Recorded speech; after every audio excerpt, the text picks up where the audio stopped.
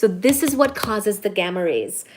Because, we call them gamma ray burst, but really this is an environment doing all these types of collisions and shocks and things, right?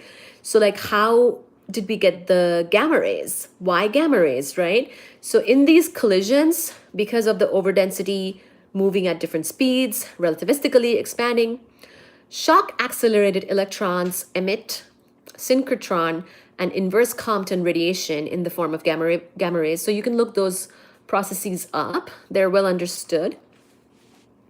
Thus, it was theorized that part of the kinetic energy of the gamma ray burst is a source of the observed gamma radiation.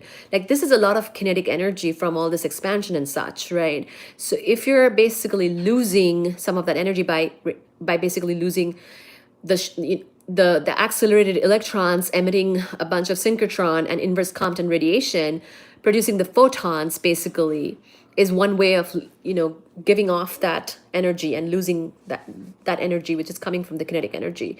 It may be that the kinetic energy is converted to energy of electrons, comma, energy in magnetic fields and energy of protons. So we just don't know, but this is where we're hypothesizing. So basically we're saying it is theorized that part of the kinetic energy of the gamma ray burst is the source of the observed gamma radiation. It may be that the kinetic energy is converted to energy of electrons, energy in magnetic fields, and energy of protons. So we have a review on this as well. I actually have a review about this that I published myself as well. No neutrinos are produced in the leptonic theory of gamma ray bursts. Basically, there are a couple different theories now that come into play. Depending on which theory it is, you will get neutrinos or not get neutrinos. So let's look at this. No neutrinos are produced in the leptonic theory.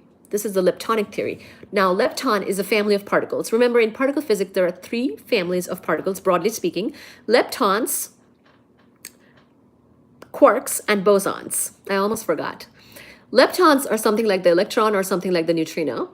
Quarks are, of course, an example would be the stuff that makes up protons and neutrons, and bosons, an example would be something like the photon. So those are the 3 families of particles. In terms of gamma ray bursts, there are a couple of competing theories. The leptonic theory says that basically most of the kinetic energy of the gamma ray burst is assumed to go into energy of the electrons or leptons, and the electrons then emit gamma radiation in the form of synchrotron and inverse Compton radiation.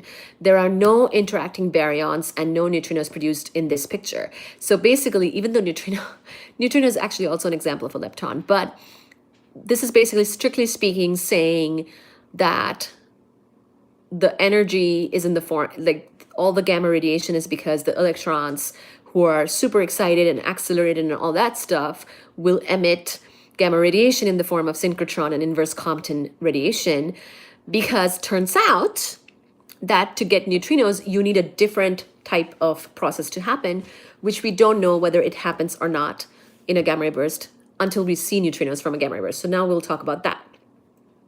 So neutrinos are predicted in the hadronic theory of gamma ray bursts. So there are 2 competing theories. One is the leptonic theory of gamma ray bursts, which only allows electrons to be accelerated in a way that then produces gamma radiation from the electrons, because electrons, when they're so shock accelerated, oh my God, we're so excited, then they're not going to just stay that excited, right? They're going to give off synchrotron radiation and inverse Compton radiation, and you'll basically get photons out, and those electrons will then calm the frick down, and you hopefully, if we're looking, we will see the gamma rays coming from the gamma ray bursts.